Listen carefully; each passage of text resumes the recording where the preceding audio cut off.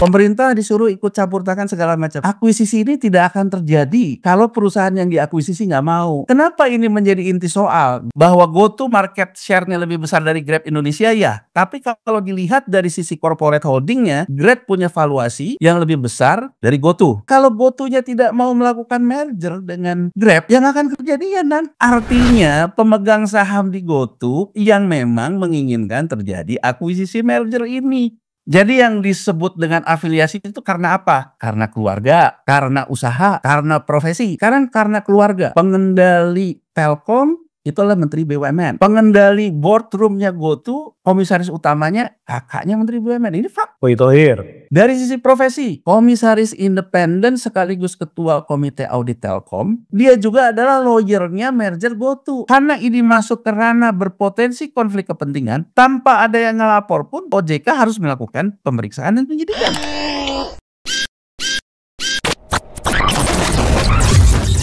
Halo sahabat integritas, jumpa lagi di kanal Satu Visi Utama program Buka Kartu. Rame-rame wacana merger GoTo dan Grab.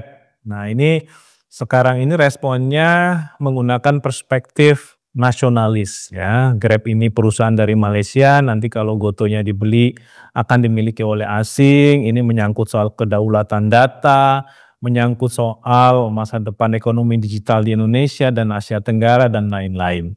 Tapi sebenarnya sebelum kita bicara mengenai wacana merger antara GoTo dan Grab, karena kita juga belum tahu sebenarnya siapa yang mencaplok siapa nih.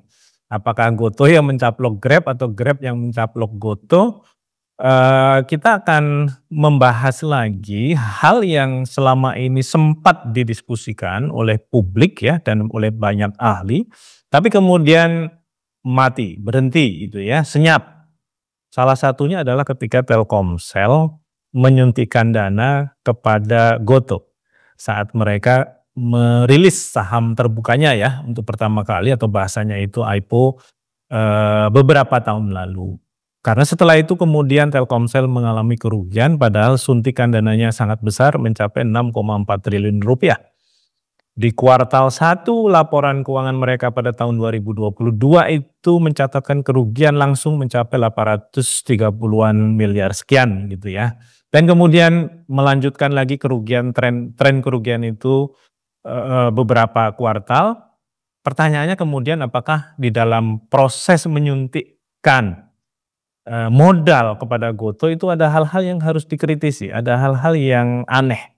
Ya, nah oleh karena itu untuk membahas kembali masalah yang sudah pernah muncul tapi kemudian diam ya karena tidak ada upaya-upaya tertentu dari penegak hukum ataupun dari otoritas, kita akan mendiskusikannya kembali dengan Kang Yanuar Rizky ya.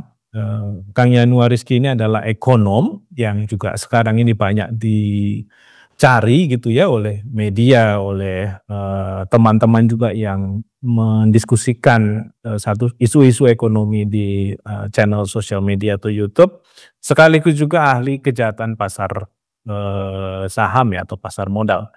Kita sapa dulu Kang Yanuar. Oke, Kang, apa kabar?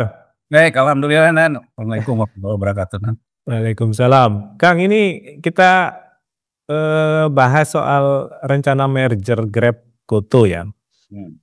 Dari sudut pandang nasionalisme sudah banyak lah analisisnya gitu ya. Tapi yang juga ditanya-tanya oleh publik kan respon pemerintah bagaimana? Karena ini kan menyangkut soal potensi monopoli ya di pasar digital Indonesia, mengingat memang mereka adalah penguasanya, tidak ada lagi yang menggantikan gitu. Tapi sampai saat ini ya pemerintah menganggap itu adalah rencana aksi korporasi, jadi mereka tidak perlu cawe-cawe. Sementara KPPU menganggap perlu ada deklarasi yang transparan atas rencana merger itu sehingga KPPU bisa menilai apakah akan ada potensi misalnya monopoli usaha di kemudian hari setelah merger itu terjadi gitu ya Kang ya. Nah, kalau dari sudut pandang Kang Yanuar sendiri terkait dengan rencana merger ini, apakah memang ini merupakan satu rencana bisnis biasa saja seperti yang lain juga, ya? Atau ini ada sesuatu yang juga perlu dipertimbangkan karena menyangkut tadi, ini adalah raksasa ekonomi digital yang sudah mulai menggurita di Indonesia gitu ya, dan itu terbuktikan kemarin demonstrasi driver Gojek gitu ya di berbagai tempat menuntut soal transparansi, kemudian juga penurunan potongan aplikasi dari 20% ke 10% dan lain-lain. Itu gimana Kang Yanuar tanggapannya? Oke, ya sebelum kita bicara ke sana, kita harus lihat dulu gitu antara perusahaan bergerak di sektor usaha apa dan perusahaan sebagai perusahaan yang banyak melakukan aksi korporasi di pasar modal. Gitu ya. Jadi ini dua hal yang berbeda. Jadi bisa saja bahwa perusahaan menjual value added-nya dari sektor usaha untuk mendapatkan modal di pasar modal. Tapi bisa juga lewat aktivitas investasinya. Jadi lewat aktivitas investasi itu dia misalnya melakukan akuisisi dengan perusahaan mana, mencaplok perusahaan A, mencaplok perusahaan B, merger dan sebagainya. Ya. Nah, jadi di pasar modal itu ada dua pemicu yang namanya value perusahaan. Aksi korporasi yang disebabkan oleh sektor usahanya, aksi korporasi yang disebabkan oleh perusahaan itu dalam melakukan restrukturisasi ataupun aktivitas investasi. Nah, perusahaan-perusahaan digital startup ini itu sebetulnya adalah perusahaan yang bergerak di aksi korporasi yang sifatnya itu adalah sebagai investment company. Oke. Makanya ciri khas dari perusahaan-perusahaan teknologi ini, dia bermitra. Jadi kayak supir ojol, yang punya makanan, yang punya segala macam, itu mitra mereka. Karyawan mereka adalah back office lah. Ya kan? Tapi bahwa orang yang menjalankan roda usaha yang menjadi income generator, itu mitra. Jadi sebetulnya bentuk usahanya itu lebih mirip menjadi perusahaan investment sebetulnya. Nah, sehingga warna aksi korporasinya itu sebetulnya lebih nuansanya lebih banyak kepada aksi-aksi korporasi yang sifatnya ke arah merger, akuisisi dan sebagainya. Nah, sekarang kita balik dulu. Kalau dikatakan dilakukan unsur monopoli, ya kan gini. Grab itu adalah perusahaan yang bergerak di negara-negara ASEAN, termasuk di Indonesia, Grab Indonesia. Grab Holding ini, gitu ya, itu sebetulnya adalah Uber yang berjalan di Asia, namanya Grab. Grab Holding ini, dia IPO-nya di Nasdaq di Amerika Serikat. Siapa pendirinya Grab Holding? Satu Uber, kedua ada SoftBank, ada kemudian Alibaba, ada juga ketika masuk Nasdaq ada JP Morgan, ada BlackRock dan sebagainya. GoTo, ya, GoTo sendiri ada Alibaba, ada SoftBank, BlackRock juga ada, JP Morgan juga ada. Termasuk Vertex Venture kalau nggak salah ya? Ya, termasuk itu. Jadi kalau kita sekarang mau mengatakannya dari teori bahwa sebetulnya sekarang sudah terjadi monopoli, sebetulnya sekarang juga kalau dari sisi pemegang saham pengendalinya sudah terjadi monopoli. Karena pemegang saham pengendalinya itu aja. Investment bankers yang memang investasi di perusahaan-perusahaan startup gitu loh, Nas. Nah, sekarang pertanyaannya ya, orang bawa-bawa ke soal nasionalisme dan sebagainya. Kalau Grab yang namanya Alibaba, di Grab Alibaba ada nggak ya? Ada kalau nggak salah. Terus pokoknya SoftBank, ya, BlackRock dan sebagainya. Itu dia partnerannya tuh dengan entitas perusahaan yang dianggap sebagai pionirnya itu adalah Uber, ya kan? Teknologi Uber yang dibawa ke Asia. Makanya kalau kita lihat pemegang sahamnya itu ada Uber Internasional, ada SoftBank, ada segala macam gitu ya.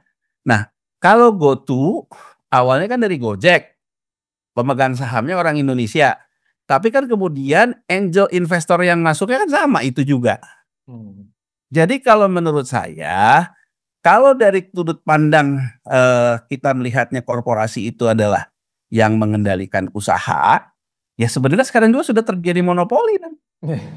Cuman brandnya ada 2. Jadi kalau sekarang saya ditanya, saya dalam posisi angel investornya misalnya SoftBank, ya saya punya Grab di Indonesia, punya juga di GoTo gitu. Sekarang isunya gitu. Pemerintah disuruh ikut campur tangan segala macam.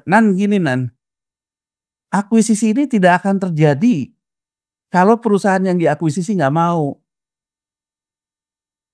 Kenapa ini menjadi inti soal? Grab itu kan dia udah IPO di Nasdaq.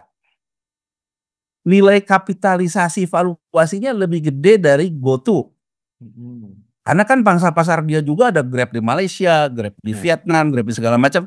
Sementara GoTo pangsa pasarnya di Indonesia, yang Grab juga punya pangsa pasar di Indonesia. Jadi bahwa GoTo market share-nya lebih besar dari Grab Indonesia ya. Tapi kalau dilihat dari sisi corporate holdingnya, Grab punya valuasi yang lebih besar dari GoTo. Nah kalau GoTo-nya tidak mau melakukan merger dengan Grab, yang akan kejadian artinya pemegang saham di GoTo yang memang menginginkan terjadi akuisisi merger ini. Kalau aku melihatnya bisa yang terjadi itu terjadi perbedaan pandangan antara partner lokal dengan angel investor di GoTo. Mungkin partner lokalnya tidak setuju untuk dilakukan merger akuisisi dengan Grab. Tapi kan mungkin dia kalah suara. Terus bawa-bawa nasionalisme, bawa-bawa segala macam ini. Ya, kalau terus orang ngomong nasionalisme data dan sebagainya, ya kalau cuma sekedar tahu data aja, sekarang juga SoftBank udah tahu datanya GoTo gitu loh ya kan gitu loh. Terus apanya sih gitu. Jadi gini loh, aku tuh ingin bilang kalau pengen divaluasi lebih gede mah ngomong aja pengen divaluasi lebih gede gitu. Jadi kan seolah-olah mengajak kita untuk larut ke situ agar seolah-olah tuh GoTo ini menjadi barang yang dilindungi oleh negara, bahwa barang ini tuh dilindungi negara sehingga kalaupun Grab mau mengakuisisi itu nilainya tuh lebih besar gitu loh Ya intinya kan pengen dapat lebih gede. Dan gini loh, ya Grab bukan Telkomsel kan. Kenapa aku mau ngomong gitu? Perusahaan-perusahaan ini tuh gini loh dia bisa melakukan revaluasi buku akuntansi sesuai dengan standar akuntansi International Accounting Standard, yang di kita juga standar akuntansi keuangan. Kalau di kita itu PSAK nomor 22 kalau nggak salah tentang goodwill. Jadi gini saya bisa melakukan revaluasi secara buku kalau saya bisa merevaluasi goodwill saya. Ini ciri khas dari perusahaan-perusahaan startup Jadi perusahaan startup itu selalu menjual ke angel investornya, masuk nanti saya punya ini, nanti kita bisa punya aksi korporasi, bisa meningkatkan goodwill. Nah, caranya meningkatkan goodwill dalam International Accounting Standard yang diratifikasi juga dalam standar akuntansi keuangan Indonesia, itu hanya bisa dilakukan kalau ada aksi korporasi yang namanya akuisisi dan merger Jadi artinya kalau tanpa proses akuisisi dan merger, syarat utama untuk dilakukan revaluasi aset itu nggak ada Gini loh, aku kasih gambaran. Misalnya PLN ya, PLN misalnya katakan saja dia punya persoalan ekuitasnya menurun karena ada misalnya katakanlah rugi berjalannya naik gitu ekuitas turun. Agar ekuitasnya tetap stabil, dia bisa membuat rating obligasi globalnya itu sama, dia melakukanlah revaluasi aset di sini. Revaluasi asetnya dilakukannya apa? Menilai tanahnya, harganya kan udah baru sekarang. Yang dulu tanah harganya 1 juta bisa jadi 2 juta. Kemudian, kalau yang fix aset kan gampang Ya betul. Tinggal direvaluasi sekarang harga pasarnya berapa. Nah kalau yang namanya brandware gitu ya, bahwa tadinya nih dari aplikasi, bahwa dulu nih aplikasi ini nilai bukunya segini loh, tapi sekarang nilainya itu segini loh. Nah ini hanya bisa dilakukan kalau terjadi proses merger sama akuisisi Gimana ya? Jadi lagi syarat ya. Syarat ya. Misalnya gini. Ketika Gojek sama Tokopedia merger. Kenapa dia harus merger? Karena dia mau masuk ke dalam ketentuan standar akuntansi untuk revaluasi. Gojek pada waktu itu menjadi perusahaan akuisisi karena Tokopedia lebih kecil. Kalau sekarang kebalikannya. GoTo lebih kecil dari Grab, maka Grab akan menjadi perusahaan akuisisi. Oke? Nah, prosesnya nilai bukunya Tokopedia sama bukunya Gojek dijadiin satu karena prosesnya merger. Jadi GoTo direvaluasi kan. Nah, dari hasil revaluasi penyatuan dua buku ini, itu kan ya. Kalau sisi kanannya goodwill-nya naik, maka sisi ini kiri ya, aset lah. Pokoknya intinya kalau dari sisi asetnya goodwill-nya naik, maka kita bisa melakukan revaluasi terhadap nilai saham di sisi ekuitas. Jadi gini, ambil contoh. Setelah dilakukan merger misalnya ya, antara Gojek dan Tokopedia. Secara buku dulu, pada waktu itu misalnya mencapai angka persisnya sebenarnya bisa dilihat aku pernah nulis di Facebookku ya, di angka detailnya ya. Dia menjadi 90 gitu ya. Ketika jadi 90 itu mengakibatkan yang tadinya saham disetor penuh yang milik pendiri itu cuma 1 perak, itu menjadi terevaluasi tanpa harus store modal menyesuaikan goodwill-nya. Tapi ketentuan di standar akuntansi maupun International Accounting Standard maupun standar akuntansi keuangan itu hanya bisa dibukukan secara akuntansi kalau kemudian ada investor baru yang membeli saham setelah merger seharga nilai goodwill baru Oke. Nah, disitulah kata kunci kenapa Telkom melalui Telkomsel itu menjadi kata kunci menjadikan perusahaan GoTo itu menjadi terevaluasi naik ke ujung langit gitu nih. Ya. Nah, pada waktu itu muncullah Telkom via Telkomsel, dia membeli goodwill itu yang harganya 265. Tapi berdasarkan hitungan itu kan sahamnya cuma nggak sampai, karena valuasinya jadi tinggi gitu kan. Ya. Tapi dia masuk ke dalam PSAK, investor baru yang masuk yang setuju bahwa nilai revaluasi goodwill-nya di segitu. Tenan.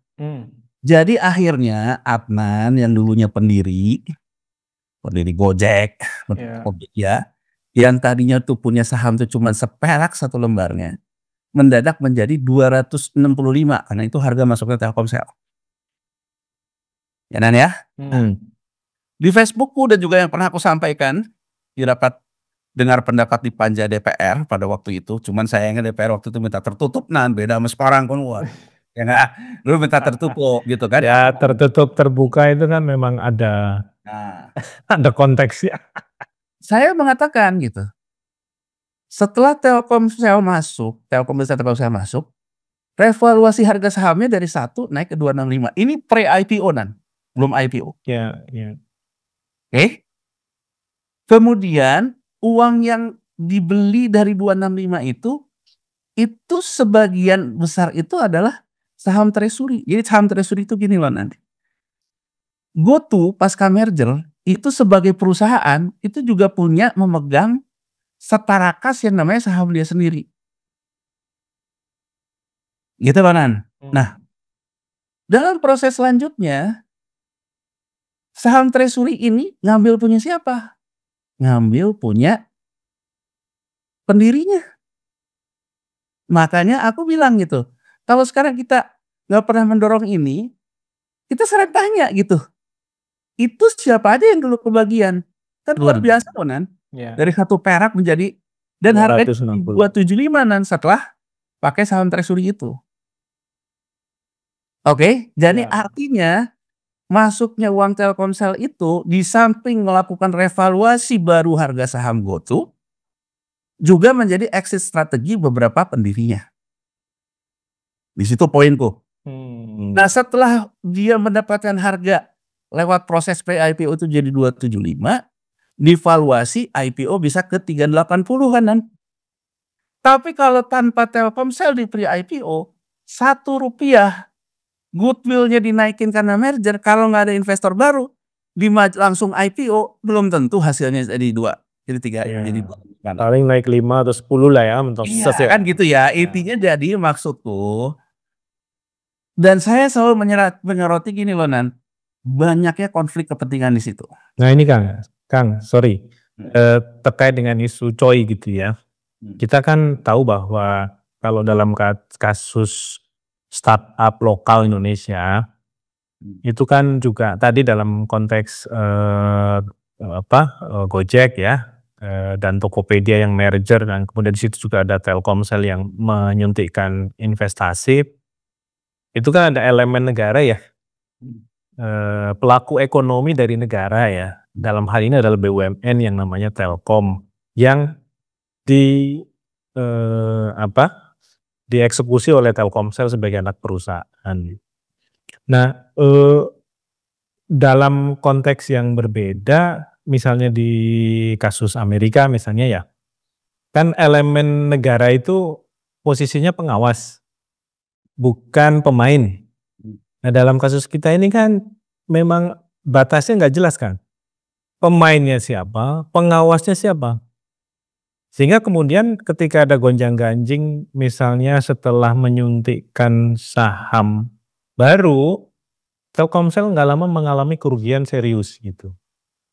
Nah, pertanyaannya ini by design atau memang kegagalan pasar gitu, Kang Yanuar?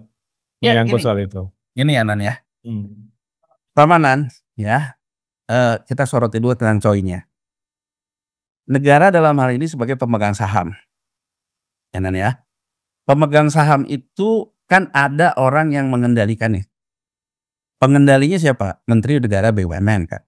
Ya. Ini pemegang sahamnya BUMN. Telkom itu pengendalinya Menteri BUMN. Pada saat itu, kalau sekarang kan kita bicara dan antara dan sebagainya. Telkomsel itu dikonsolidasikan ke laporan keuangan Telkom. Jadi Telkomsel dikendalikan sepenuhnya oleh Telkom. Artinya pengendali Telkomsel adalah Menteri BUMN. Jadi kalau Telkomsel minta izin ke Telkom untuk melakukan aksi korporasi membeli investasi ini, kalau Menteri BUMN tidak setuju, nggak jadi. Nah, kita luarkan dulu konteks negara. Kita ngelihatnya pemegang saham. Kita sekarang menggunakan US SEC atau Menteri BUMN-nya ya Erick Thohir lah ya dalam hal ini ya. Pemegang saham pengendali. Kita bicara pemegang saham pengendali dulu. Pemegang saham pengendalinya dalam hal ini adalah Menteri BUMN. Nah, soal COI-nya nggak ada yang beda. Pasal 1 Undang-Undang Nomor 8 Tahun 95 tentang pasar modal dengan Securities Exchange Act 1920 yang dipunya Amerika Serikat tentang afiliasi nggak ada bedanya. Jadi yang disebut dengan afiliasi itu karena apa? Karena keluarga, karena usaha, karena profesi. Jelas, definisinya jelas. Sekarang karena keluarga, pengendali Telkom itu adalah Menteri BUMN. Pengendali boardroomnya GoTo, komisaris utamanya kakaknya Menteri BUMN. Ini fakta. Thohir. Ya, ini fakta bahwa berdasarkan ketentuan afiliasi mau di Undang-Undang Nomor 8 Tahun 95 maupun di Securities Exchange Act yang berlaku di Amerika sama. Dia ada afiliasi. Dari sisi profesi, komisaris independen sekaligus ketua komite audit Telkom, dia juga adalah lawyernya merger GoTo. Berarti dia terafiliasi karena sifat jabatannya di boardroomnya Telkom, apalagi dia ketua komite audit, dan dia sebagai lawyernya dari merger ini. Fakta, terjadi afiliasi. Nah, sekarang kita bedah. Afiliasi di undang-undang pasar modal kita, Amerika Serikat, Eropa, dimanapun. Boleh nggak? Ya boleh, namanya hidup bisa aja kita terafiliasi. Terafiliasi. Yang tidak boleh itu apa? Melakukan transaksi berpotensi menimbulkan konflik kepentingan. Jadi gini, Nat, konstruksi hukumnya dalam undang-undang pasar modal di negara manapun, tidak ada transaksi benturan konflik kepentingan tanpa ada afiliasi. Tapi ada afiliasi, tidak terjadi transaksi benturan kepentingan, bisa nggak? Bisa. Ya.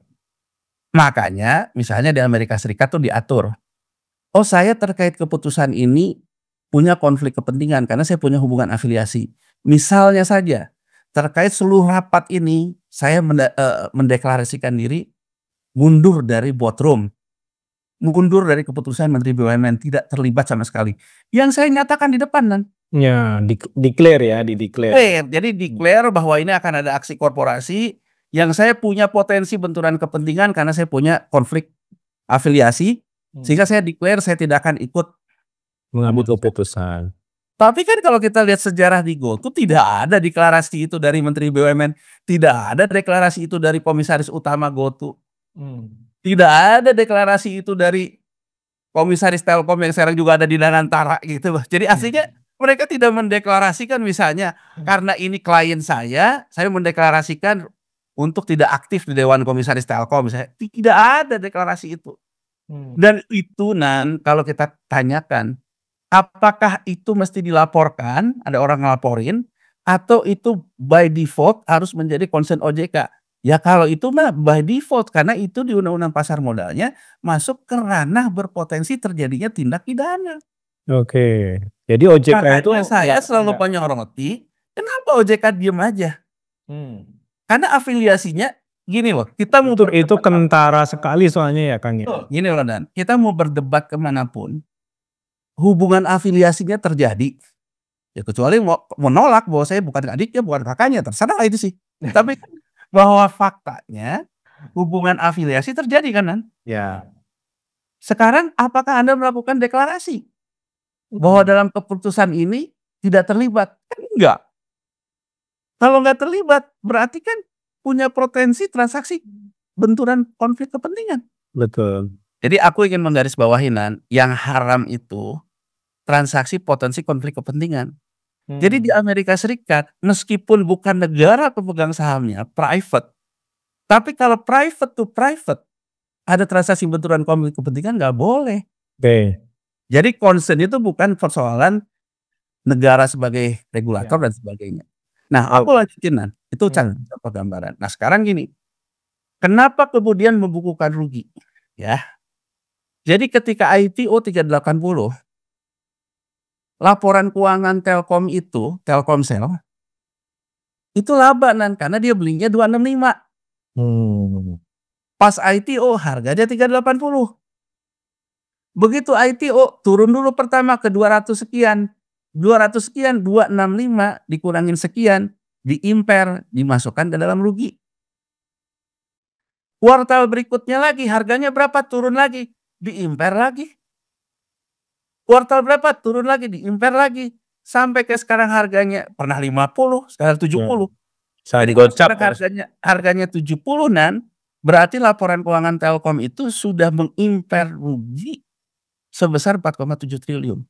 Anda bilang ke saya gitu, ya tapi kan itu masih rugi yang belum terrealisasi. Iya, tapi berdasarkan standar akuntansi yang paling baru, bahwa ketika ada perselisih harga perolehan dengan harga pasar, itu harus dibiayakan. Artinya Telkom kehilangan opportunity untuk melakukan ekspansi sebesar 4,7 triliun.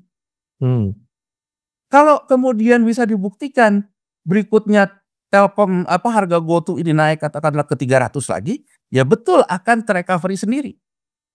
Tapi kan sampai kapan? Iya. Ini sudah 2025 soal.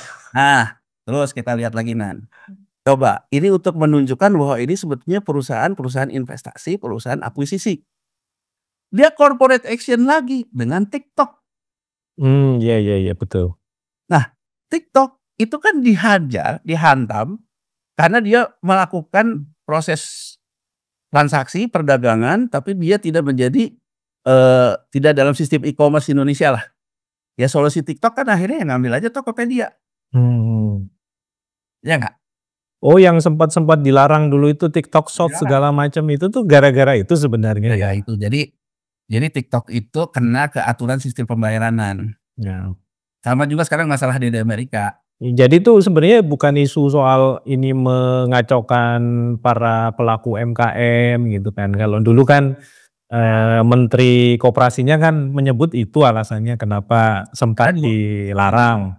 Menteri UMKM yang sekarang juga ngomong, Gojek jangan ngomongin tentang nurunin kompensasi. Kan gitu kan. Jadi dulu Menteri Koperasi, sekarang Menteri UMKM.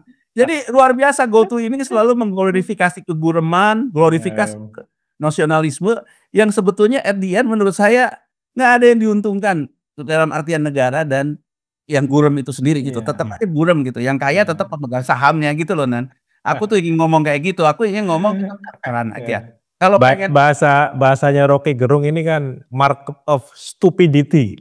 iya, jadi fair-fairan aja gitu. Jadi artinya begitu misalnya dia membutuhkan valuasi baru, membutuhkan suntikan segar baru, diteken, ya saya nggak nuduh, tapi kan yang terjadi gitu kan. TikTok diteken kan, TikTok diteken bahwa dia tidak bisa menjalankan operasinya di sini karena dia bukan penyelenggara e-commerce dari sistem pembayaran. Dikasihlah Tokopedia. Tapi kan TikTok ini sama kayak kita ngomongin Grab, Nan. Suruh beli Tokopedia sebenarnya. Jadi artinya bukunya TikTok itu jauh lebih gede dari bukunya Tokopedia. Dan TikTok tidak tertarik terhadap GoTo, dia hanya tertarik kepada izinnya. Tokopedia. Makanya yang terjadi Tokopedia kan didivestasi namanya. GoTo sendiri sudah tidak menjadi pengendali di Tokopedia. Wah, dulu orang gembar-gembor, GoTo berhasil menjual Tokopedia seharga berapa gitu. Padahal Nan, yang terjadi itu Tokopedia dimasukin ke dalam buku neracanya TikTok. TikTok punya valuasi goodwill baru. Valuasinya Tokopedia jadi ikut naik ke sana. Maka GoTo sebetulnya ya kertas aja. Karena TikTok tidak mengeluarkan uang, beda dengan Telkomsel kan. Iya, benar. Gitu ya, beda dengan Telkomsel. Nah, coba Nan, Telkom yang terus akumulasi sampai 4,7 triliun. Sampai Telkom mengeluarkan aksi korporasi, men-spin off IndiHome, dimasukin ke Telkomsel loh. Untuk nimpal yang impar sampai 4,7 ini loh, Nah. Iya, benar. Ya kan, IndiHome dimasukin ke sana. Nah, itu ya dari sisi ini. Nah, sekarang kita juga ngelihat dari sisi Grab gitu. Dari sisi Grab juga gitu ya, Grab juga akan melakukan akuisisi lagi. Artinya GoTo akan masuk ke Nasdaq tapi via Grab. Nah, persoalannya Nan, mungkin sebagian pemegang sahamnya itu ada yang pengen itu harganya lebih mahal. Dan saya gitu loh.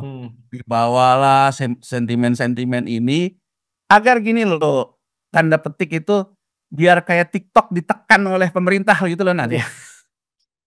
TikTok gak boleh beroperasi di Indonesia karena merusak UMKM. Padahal ujung-ujungnya cuman persoalan TikTok disuruh ngambil Tokopedia. Itu fakta. Nah, itu Tanah Abang tetap aja sepi kan setelah itu. Itu fakta. Jadi kalau sekarang kita mau dibawa-bawa lagi seolah-olah kalau Grab ngambil GoTo gitu ya, hilang nasionalisme kita. Saya mau nge-refer TikTok sama Tokopedia aja. Dan kalau ngomong nasionalisme apanya sih Nan gitu loh. Ya, betul. Toh juga mereka semua asing. Jadi aku tuh ingin menggambarkan ya inilah perusahaan-perusahaan startup ini selalu ada aksi korporasi, selalu ada exit strategi gitu. Jadi kalau saya lihat tuh sekarang JP Morgan sama BlackRock ya memang menginginkan ada aksi korporasi baru Grab di Nasdaq Nan. Nan ya di luar konteks ini. Jadi perang tarif Trump ini Nan ternyata ya, aku nanti ada datanya sih gitu ya. Jadi karena udah keluar nih sekarang laporan keuangan perusahaan-perusahaan yang IPO yang tercatat di Amerika Serikat kuartal 1 udah keluar. Ternyata Nan April ya, laporan keuangan April itu akibat perang dagang Trump itu earning perusahaan-perusahaan di Amerika tuh naik loh Nan. Kemudian sahamnya turun kan karena isunya Trump kan. Jadi earning per share-nya itu naik.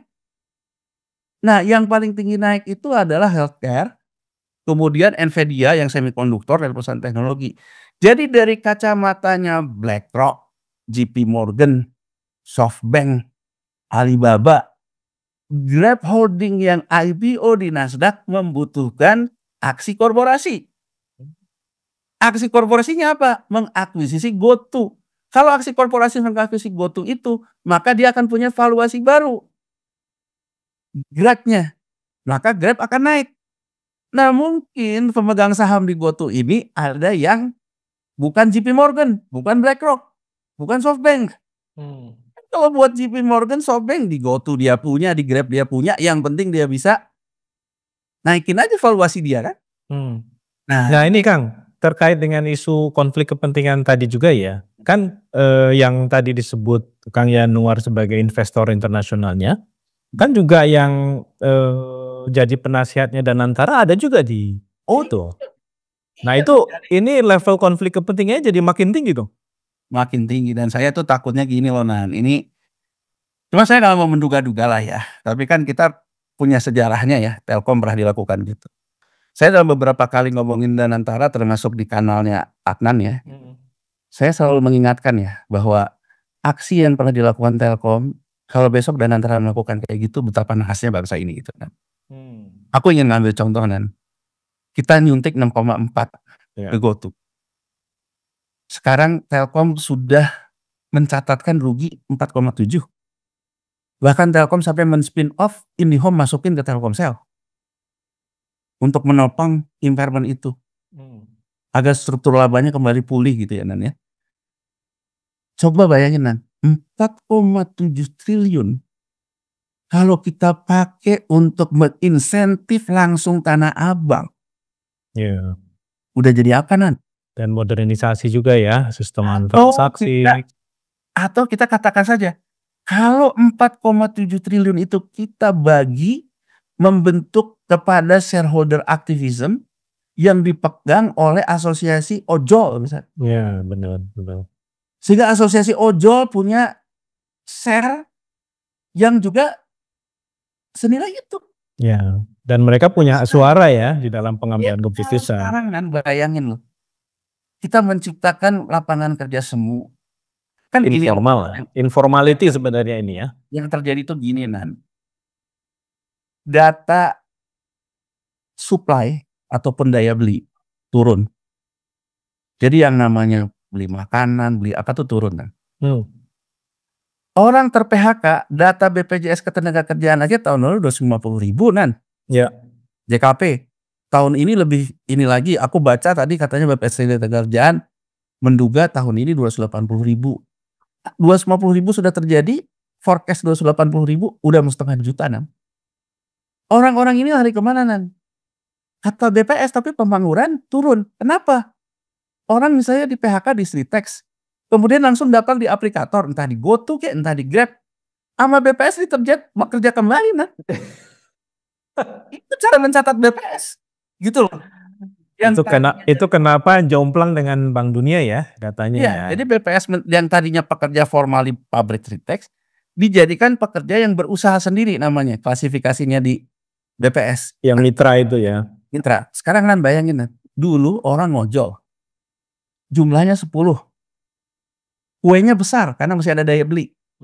Jadi yang ngojol 10, kue yang diperebutkan misalnya 100, 10 banding 100. Sekarang bayangin dengan banyaknya orang sektor formal lari ke ojol karena di PHK, 10 ini katakan aja jadi 50. Sementara si kuenya menyempit pula karena daya beli konsumennya turun, jadi 70. Jadi Nan, sebetulnya isunya adalah apa? Orang berebutan kue yang menipis, sehingga akhirnya sensitivitas isu terhadap persentase itu menjadi mengemuka. Iya benar. Kan gini loh Nan, kalau dulu misalnya ya potongan yang sampai 20% itu karena pangsa pasarnya gede, ojolnya masih rasio antara ojol dengan pangsa pasar masih oke, mungkin bagi mereka itu masih kerasa lah. Sekarang kita Nan sama-sama deh kalau kita tanya deh ke supir ojol, dia bilang wah sekarang susah Pak. Kalau dulu sih saya bisa bawa keluar uang sekarang segini aja susah. Aku beberapa kali nanya, yang ngasih tips juga sekarang pelit-pelit Pak, gitu kan? Ya, benar. Jadi kan sebetulnya ada persoalan struktural ekonomi kita yang berkendala, sementara kita udah topang dengan uang BUMN yang sampai 6,4. Menurut saya nembak angin Nan. Memang angin nggak kena apa-apa gitu. Jadi saya mau ngomong juga ke Menteri UMKM yang membela itu. Artinya kan yang kita mesti pikirin tuh bagaimana UMKM kita bisa dapat lagi daya beli kan, Nam? Iya nggak? Ya. Kalau tuntutan dari supir ojol ini ya wajar saja karena memang sekarang kuenya makin sempit karena daya beli, orang yang main di ojol tambah banyak. Jadi kan pemerintah harus sampai ke solusi itu. Kang, terakhir Kang, supaya ini jadi lesson learn ya, kasus Telkomsel yang membeli GoTo gitu ya, dan akhirnya mengalami kerugian itu kan ada fakta-fakta tadi di mana ada di situ konflik kepentingan, pengambilan keputusannya harus diuji, kemudian juga ada kerugian yang terjadi setelah itu gitu ya. Ya banyak orang yang kemudian beralasan ya itu kan aksi korporasi, bisa jadi ada kerugian yang itu tidak disengaja, macam-macam lah ya alasannya ya. Tapi kalau melihat dari dua hal tadi ya, sebenarnya apakah ini bisa diproses oleh OJK sebagai sesuatu yang harus diinvestigasi lebih lanjut, sehingga pengambilan keputusan yang disebut sebagai aksi korporasi tadi, itu masuk ke ranahnya BJR gitu ya, Business Judgment Rule gitu. Karena kan ini juga yang jadi selalu perdebatan ya, penegak hukum masuk, padahal itu hanya aksi korporasi. Dan lain-lain lah, itu kan selalu menjadi perdebatan ya sampai hari ini antara lawyernya dengan penegak hukum, dan kita juga tahu kadang-kadang penegak hukum terlalu maju gitu ya dalam beberapa hal. Tapi kalau dalam konteks Telkomsel, apakah mestinya sebenarnya OJK itu harusnya sejak awal mengambil langkah-langkah penyelidikan, pemeriksaan, sehingga sampai nanti muncul satu gambaran yang lebih jelas bahwa ini ada tendensi yang mengarah kepada misalnya penyimpangan, penyalahgunaan jabatan, wewenang yang itu menimbulkan kerugian negara yang dihadapi oleh salah satu BUMN-nya. Gimana Kang itu Kang? Jadi gini, kalau OJK kan melihatnya kerugian publik, terlepas bahwa pemegang sahamnya itu negara menjadi kerugian negara, kalau itu adanya di ranah undang-undang lain, tipikor. Tapi kalau OJK itu melihatnya kerugian publik, ya. Sesuatu yang menyebabkan kerugian publik, ya, pilarnya cuma 3, Nah. Ya.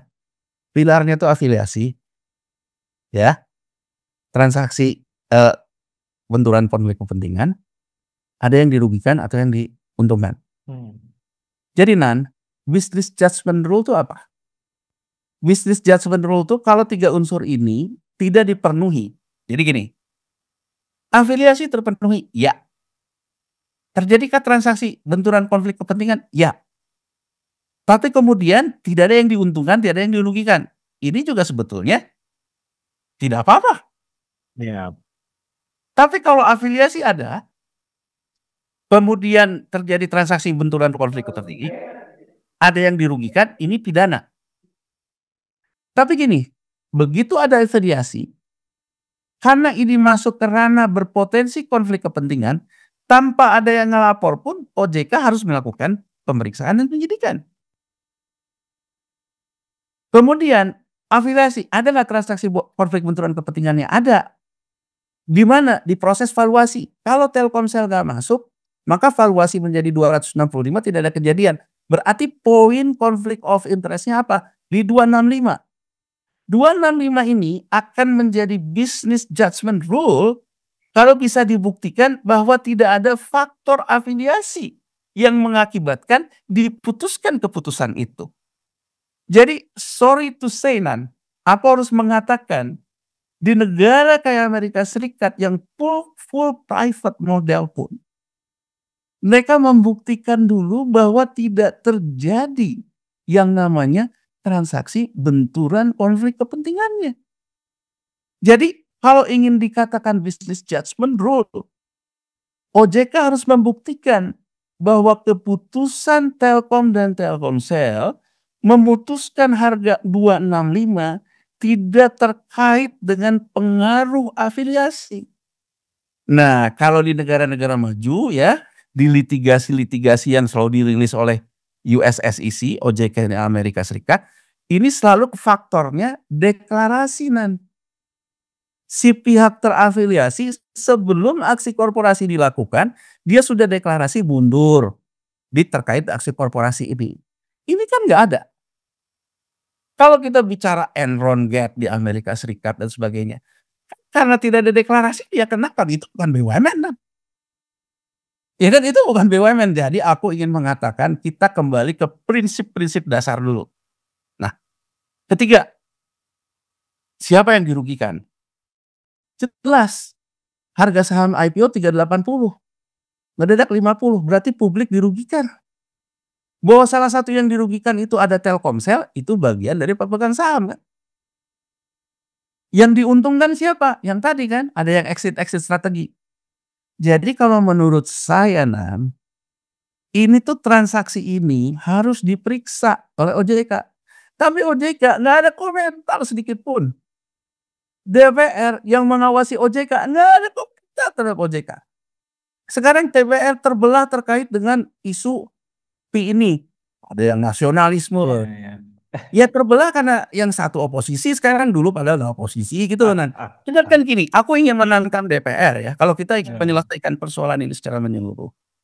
Tadi kan kata Adnan, apa lesson learn-nya? Presiden Prabowo Subianto harus membuktikan kata-katanya. Saya tidak ada ampun terhadap yang nge-backing korupsi. Nan, kita baru baca berita korupsi korporasi lah kalau bahasa di kita. Dihukum mati di Cina Xinhua itu kan perusahaan. Dan dia dianggap korupsi. Dihukum mati CEO-nya. Nah, aku ingin mengatakan comparative advantage kan kalau di teori korporasi ada competitive advantage, ada comparative advantage. Competitive advantage orang selalu bilang, oh Cina tuh sistem politiknya beginilah, Cina itu biaya buruh murah lah, biaya kredit murah lah. Oke lah kita, tapi kita tidak pernah menggambarkan apa comparative advantage Cina dibandingkan negara-negara emerging countries. Cina itu tegas kalau ada orang ketahuan korupsi, tegas Jadi maksudku aku ingin ngomong ke Presiden Prabowo. Kita harus punya comparative advantage di tengah dunia yang bergejolak kayak gini. Artinya apa? Satu ya penyelenggara negara sudah dicabut di Undang-Undang Danantara. Konteksnya bukan hanya persoalan tipikor ini juga menjadi bias inbreng hibah aset negara ke Danantara yang bukan penyelenggara negara, berarti hibah dari negara ke sektor private, berarti privatisasi BUMN secara total. Betul. Penguasaan aksi korporasi asetnya cukup ditentukan oleh Kepala BPI Danantara. Tidak lagi dalam ketentuan aset negara. Misal, mau hapus buku tagihan kredit macet di bank anak Danantara, itu nggak perlu lagi minta penetapan ke kejaksaan, minta dimasukin berita negara. Ini konteks dicabutnya penyelenggara negara tuh seluas itu loh. Kita sudah melakukan privatisasi secara hibah, karena kan dibayar kan negara dari situ kan. Lesson-nya apa? Kalau Prabowo Subianto sebagai Presiden Republik Indonesia ingin membuktikan bahwa Danantara itu diberikan kayak gitu untuk keluasan business judgment rule, satu berarti orang-orang di Danantara nggak boleh punya potensi afiliasi. Orang-orang di Danantara punya deklarasi. Kalau dia punya konflik kepentingan, mundur pelajaran dari Telkom. Nah kalau yang ada sekarang kan terus terang aja gitu. Itu belum tampak. Kedua, agar soal Telkomsel dan lesson learn terhadap Danantara ke depan, ya sekarang kita menguji Presiden Prabowo untuk minta sebagai kepala negara atau ke DPR yang paling kencang kawan kita Bung Adian Apitupulu gitu loh. Ya kan? Yang sekarang juga bicara investigasi terkait dengan bagi hasil ke mitra. Aku mau nantang Bang Adian, jangan nanggung Bang jadi orang. Ya nggak? Investigasi total termasuk terhadap proses-proses aksi korporasi ini. Jadi maksudku agar ada efek jerah. Jadi jangan dikit-dikit business judgment rule. Business judgment rule itu menomorsatukan etika Ya benar Kang. Nah etika itu bukan below the law. Etika itu selalu above the law. Ya. Artinya etika tidak pernah melanggar hukum, Nan. Ya, Nan. Nah, jadi artinya menurutku ini harus diselesaikan. Ya, kalau mau mengatakan bahwa transaksi GoTo dari Telkomsel itu tidak ada terpenuhi unsur transaksi benturan konflik kepentingan, ya nyatakan juara prakteknya Gojek. Ya. Jangan kayak sekarang gitu nggak sih? Mendiamkan gitu ya. Oke Kang, ini menarik sekali diskusi kita, bahkan cukup panjang ya, sahabat integritas. Kita berharap Presiden Republik Indonesia yang terpilih ini tidak terus melakukan kampanye gitu ya. Kok karena sekarang ini pidato-pidatonya seperti dirinya itu sebagai capres gitu ya, bukan sebagai presiden. Jadi upayakan selalu tindakan-tindakan yang nyata, jangan omon-omon ya, untuk membangun satu kepercayaan yang penuh bahwa negara ini akan dikelola dengan lebih baik, dengan menghilangkan berbagai unsur-unsur konflik kepentingan yang selalu menjadi akar dari berbagai persoalan pelanggaran hukum dan kerugian-kerugian masyarakat yang lebih besar ke depan. Demikian sahabat integritas, bincang kita dengan Kang Yanuar Rizky. Kita ketemu lagi di lain waktu, sampai jumpa.